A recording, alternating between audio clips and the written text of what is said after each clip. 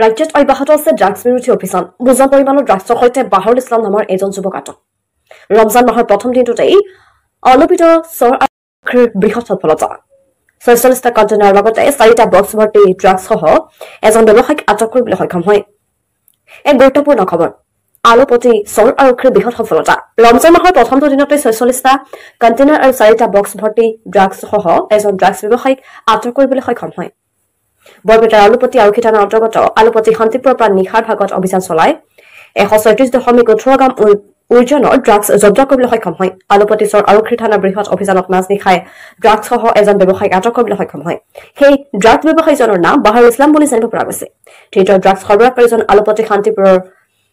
খৈমুদ্দিনৰ পুত্ৰ বাহৰুল ইছলাম বুলি জানিব পৰা গৈছে উক্ত ড্ৰাগছ সৰবৰাহকাৰীজনৰ পৰা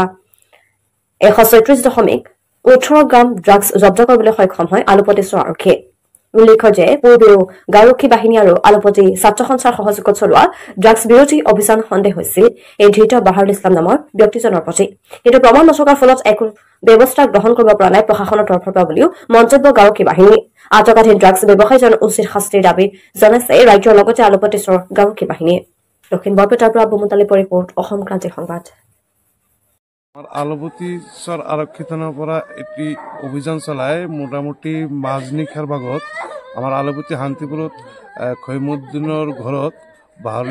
খৈমুদ্দিনৰ ল'ৰা বাহৰুল ইছলামৰ ঘৰত মানে ড্ৰাগছ জব্দ কৰিছে বহুখিনি ড্ৰাগছ জব্দ কৰিছে তাৰ ভিতৰত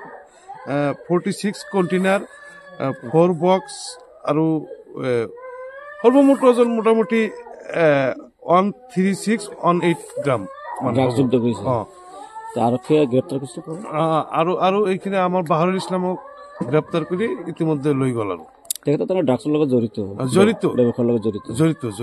আপোনালোকে স্থানীয় ব্যক্তি হিচাপে কি দাবী জনাব আমি স্থানীয় ব্যক্তি হিচাপে আমি প্ৰশাসনৰ ওচৰত এইটোৱে দাবী জনাওঁ যাতে আমাৰ এই সমাজখন ড্ৰাগছমুক্ত সমাজ হয় ইয়াৰ বাবে যিখিনি ব্যৱস্থা কৰিব লাগে সেইখিনি যাতে কৰে প্ৰশাসনে যাতে ইয়াৰ উচিত ব্যৱস্থা গ্ৰহণ কৰে এইখিনি লগতে তেনেকুৱা নাছিলো কিন্তু আমি অলপ শুনা পাইছিলো আলোপতি ছাত্ৰ সন্থা আৰু আলোপতি মহাচাৰ বিটিভিৰ তৰফৰ পৰা আমি এটা অভিযান চলাই ইয়াৰ ঘৰত আহি আমি সকলোনি দি গৈছিলো তাৰ প্ৰমাণটো সিহঁতে তেতিয়া মিছা বুলি কৈছিল আমাৰ হাতত প্ৰমাণ নাছিল কিন্তু তাৰ প্ৰমাণটো আজি প্ৰায় যে